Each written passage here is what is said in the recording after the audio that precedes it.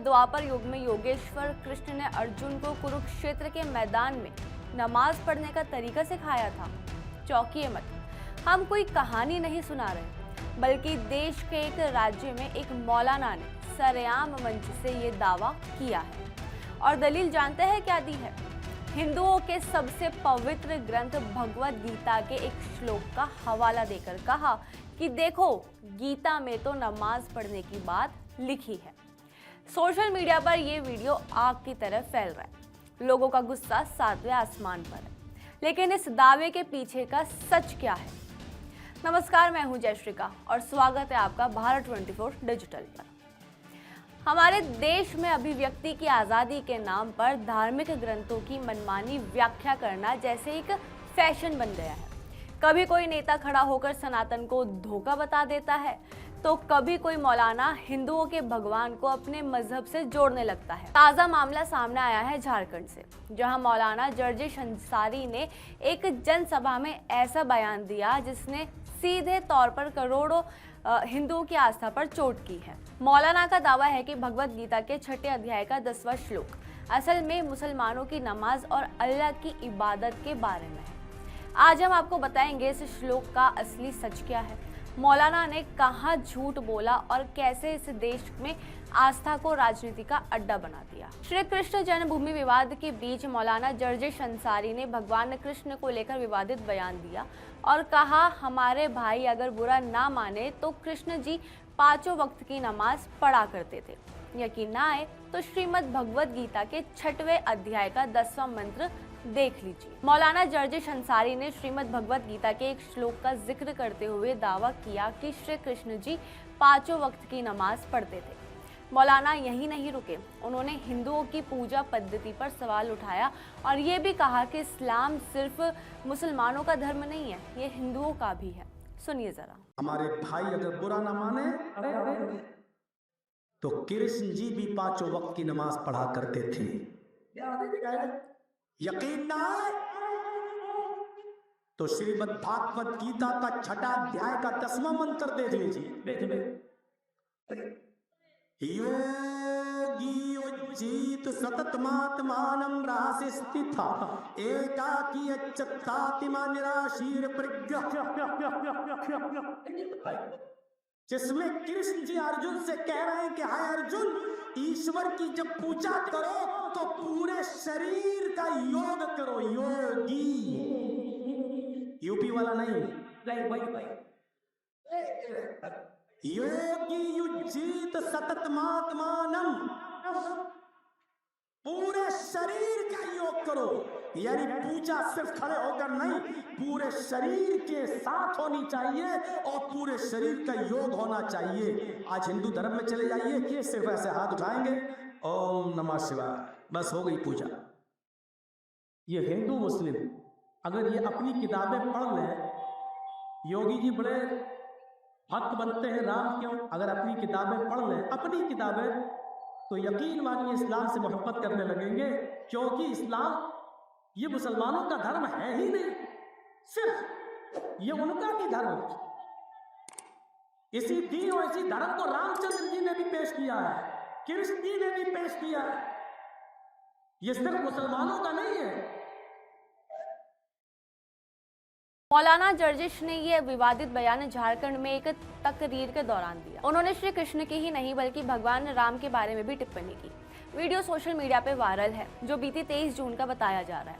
हालांकि मौलाना ने जिस श्लोक का जिक्र किया वो किसी भी तरह से ना तो इस्लाम से जुड़ता है और ना ही नमाज से, बल्कि श्लोक में भगवान श्री कृष्ण अर्जुन को आत्म संयमित होकर योग साधना का संदेश दे रहे हैं। मौलाना जर्जिश ने जिस श्लोक का जिक्र किया वो है गीता के 6 अध्याय का 10वां श्लोक। श्लोक कहता है, योगी युनजीत सततमात्मानं रहसि स्थित एकाकी यत चितात्मा निराशीर परिग्रह। अब जरा ध्यान से सुनिए कि मौलाना ने चालाकी कहाँ की। उन्होंने इस श्लोक में आए शब्द रहसी को पकड़ा। मौलाना ने जनता के सामने दावा किया कि रहसी का मतलब रहमान है, यानी अल्लाह, और आगे कहा कि इस श्लोक में भगवान कृष्ण अर्जुन से कह रहे हैं कि अकेले में जाकर नमाज पढ़ो। लेकिन सच क्या है? किसी भी साधारण संस्कृत डिक्शनरी को खोल लीजिए, रहस्य शब्द का सीधा और सरल अर्थ होता है एकांत स्थान पर। इस पूरे अध्याय में भगवान श्री कृष्ण अर्जुन को ध्यान योग यानी मेडिटेशन सिखा रहे हैं। वो कह रहे हैं कि जो योगी परमात्मा से जुड़ना चाहता है उसे एकांत में बैठकर अपनी इंद्रियों और मन को काबू में रखकर साधना करना चाहिए। यहाँ ना तो रहमान शब्द और ना ही नमाज का कोई जिक्र है, लेकिन एक पूरे जन समूह के सामने खड़े होकर इस तरह का सफेद झूठ बोलना क्या सिर्फ एक अज्ञानता है या फिर इसके पीछे कोई सोची समझी क्रोनोलॉजी है? श्रीमद् भगवद गीता हिंदू धर्म के सबसे खास ग्रंथों में से एक है। यहाँ महाभारत में भीष्म पर्व अध्याय का एक हिस्सा है। इसमें कुल 18 अध्याय और 700 श्लोक है। जब महाभारत युद्ध शुरू होने वाला था और कुरुक्षेत्र के मैदान में अर्जुन ने अपने ही रिश्तेदारों, गुरुओं और मित्रों को सामने खड़ा देखा तो वे मोह, दुख और भ्रम में पड़ गए और युद्ध से इनकार करने लगे। तब अर्जुन के सारथी भगवान श्री कृष्ण ने उन्हें जीवन, कर्तव्य, आत्मा, कर्म, भक्ति और मोक्ष का ज्ञान दिया था। श्री कृष्ण और अर्जुन के बीच हुआ यही संवाद श्रीमद् भगवद गीता कहलाता है। श्रीमद् भगवद गीता का शाब्दिक अर्थ है भगवान का उपदेश। ये सिर्फ धार्मिक ग्रंथ नहीं मानी जाती, बल्कि इसे जीवन जीने का आधार माना जाता है। अब सोचिए ये बयान ऐसे वक्त में क्यों आया? इसके पीछे की टाइमलाइन को समझिए जरा। इस समय देश की अदालत में मथुरा के श्री कृष्ण जन्मभूमि और शाही ईदगाह मस्जिद का विवाद बेहद संवेदनशील मोड़ पर। हिंदू पक्ष का दावा है कि वो स्थान भगवान कृष्ण का जन्म स्थान है और औरंगजेब ने प्राचीन केशव देव मंदिर को तोड़कर वहां मस्जिद बनवाई थी। कोर्ट में सर्वे की मांग चल रही है, साक्ष्यों पर बहस हो रही है। ऐसे माहौल में जब एक पक्ष कानूनी तौर पर अपनी जन्मभूमि की लड़ाई लड़ रहा हो, तब दूसरे पक्ष के एक मौलाना का आकर ये कहना कि कृष्ण तो हमारे थे, ये सीधे सीधे कानूनी लड़ाई और सामाजिक ताने बाने को प्रभावित करने की कोशिश दिखाई देती है। जब आप किसी के आराध्य के अस्तित्व को ही बदलने की कोशिश करेंगे तो समाज में तनाव बढ़ना लाजमी है और यही तो वो ताकतें चाहती है जो कि देश कभी बुनियादी मुद्दों पर बात ना करे, बस हिंदू मुस्लिम के जाल में उलझा रहे। लेकिन रुकिए, इस हमाम में सिर्फ धार्मिक गुरुओं ने ही बयानबाजी नहीं की है, बल्कि हमारे देश के राजनेता भी इस रेस में बराबर साझेदार हैं। जब चुनाव पास आते हैं या जब अपनी राजनीतिक जमीन खिसकती दिखती है तो हिंदू देवी देवताओं और आस्था पर प्रहार करने की एक होड़ सी मच जाती है। चलिए आपको कुछ बड़े उदाहरण याद दिलाते हैं। संसद का वो दिन शायद आपको याद होगा जब विपक्ष के नेता राहुल गांधी संसद में भगवान शिव की तस्वीर लेकर खड़े होते हैं और बात कर रहे होते हैं अहिंसा और अभय मुद्रा की। लेकिन अचानक राहुल गांधी सत्ता पक्ष की तरफ इशारा करते हुए कहते हैं, जो लोग अपने आप को हिंदू कहते हैं वे 24 घंटे हिंसा, नफरत और असत्य की बात करते हैं। आप हिंदू हो ही नहीं। जैसे ही राहुल गांधी के मुंह से ये शब्द निकले, सदन में हंगामा मच गया। इस बयान की गंभीरता इतनी बड़ी थी कि खुद प्रधानमंत्री नरेंद्र मोदी, जो अमूमन विपक्ष के भाषण के दौरान शांत रहते हैं, अपनी सीट से खड़े हो गए। पीएम मोदी ने सीधे उंगली उठाते हुए बेहद गंभीर आवाज में कहा, लोकतंत्र ने मुझे सिखाया है कि विपक्ष के नेता की बात को गंभीरता से लिया जाना चाहिए, लेकिन पूरे हिंदू समाज को हिंसक कहना ये एक बहुत ही गंभीर मामला है। इसके तुरंत बाद गृह मंत्री अमित शाह भी खड़े हो गए। उन्होंने सीधे राहुल गांधी को घेरते हुए कहा कि करोड़ों लोग खुद को गर्व से हिंदू कहते हैं, क्या वे सभी हिंसक हैं? राहुल गांधी को पूरे देश से माफी मांगनी होगी। इसके अलावा भी राहुल गांधी विदेश में भगवान श्री राम को और हिंदू देवी देवताओं को काल्पनिक पात्र बता चुके हैं। इसके अलावा थोड़ा और पीछे चलिए, समाजवादी पार्टी के नेता स्वामी प्रसाद मौर्य ने सरेआम मंच से कहा था कि हिंदू धर्म केवल एक धोखा है। हालांकि बाद में अखिलेश यादव ने उन्हें इसके लिए टोका भी, लेकिन राजनीति तो तब तक अपना काम कर चुकी थी। और अभी हाल ही में तेलंगाना के मुख्यमंत्री रेवंत रेड्डी ने हिंदू देवी देवताओं को लेकर एक ऐसी टिप्पणी कर दी कि पूरी राज्य सरकार बैकफुट पर आ गई और बीजेपी सड़कों पर उतरकर माफी की मांग करने लगी। उन्होंने हल्के फुल्के अंदाज में कहा, हिंदू धर्म में 3 करोड़ देवता है, हर अवसर और स्थिति के लिए एक भगवान है। जो कुंवारे हैं उनके लिए हनुमान जी है, जिन्होंने 2 शादियां की है उनके लिए दूसरे भगवान हैं, जो शराब पीते हैं उनके लिए यलम्मा, पोचम्मा और मैसम्मा जैसी देवियां हैं, जो चिकन मांगते हैं उनके लिए अलग भगवान है और जो दाल चावल खाते हैं उनके लिए अलग।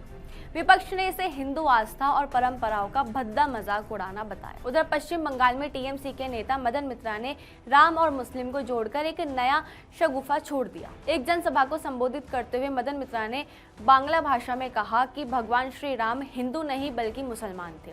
उन्होंने भाजपा को चुनौती देते हुए कहा था कि कोई ये साबित करके दिखाए कि राम हिंदू थे और उनका सरनेम क्या था। इस बयान पर जब भारी राजनीतिक बवाल मचा और चौतरफा निंदा हुई तो मदन मित्रा ने दावा किया कि ये वीडियो एआई जनरेटेड और एडिटेड है।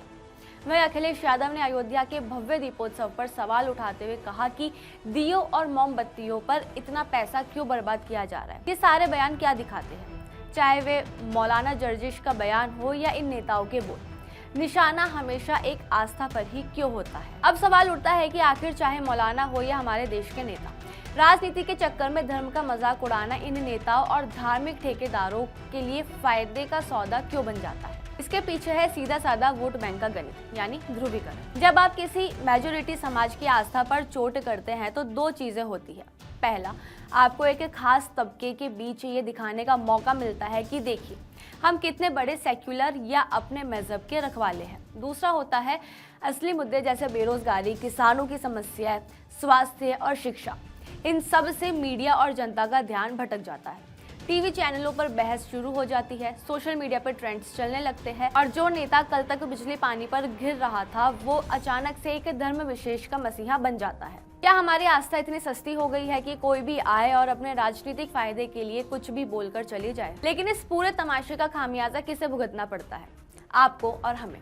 एक आम इंसान जो सुबह उठकर काम पर जाता है और शाम को चैन से घर लौटना चाहता है।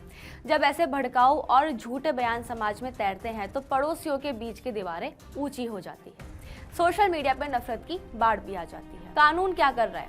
ऐसे मामलों में अक्सर धार्मिक भावनाओं को ठेस पहुंचाने के तहत धाराएं तो लगा दी जाती है, गिरफ्तारियां भी होती है, लेकिन जब तक एक मामले में कार्रवाई होती है तब तक कोई दूसरा शख्स नया बयान लेकर तैयार खड़ा होता है। सुप्रीम कोर्ट कई बार कह चुका है कि हेट स्पीच और धार्मिक नफरत फैलाने वालों पर बिना किसी भेदभाव के सख्त कार्रवाई होनी चाहिए। लेकिन जब तक राजनीतिक दल इन बयानों से दूरी नहीं बनाएंगे तब तक जमीनी हकीकत नहीं बदलेगी। योगेश्वर श्री कृष्ण ने गीता में कहा था, परित्राणाय साधूनाम विनाशाय च दुष्कृताम, यानी सज्जनों की रक्षा और दुष्टों के विनाश के लिए मैं युगों युगों में जन्म लेता। आज के दौर में उन्हें दुष्ट प्रवृत्तियों को पहचानने की जरूरत है जो अपनी राजनीतिक दुकान चलाने के लिए अपने बयानों से किसी भी धार्मिक भावनाओं को ठेस पहुंचा रहे हैं।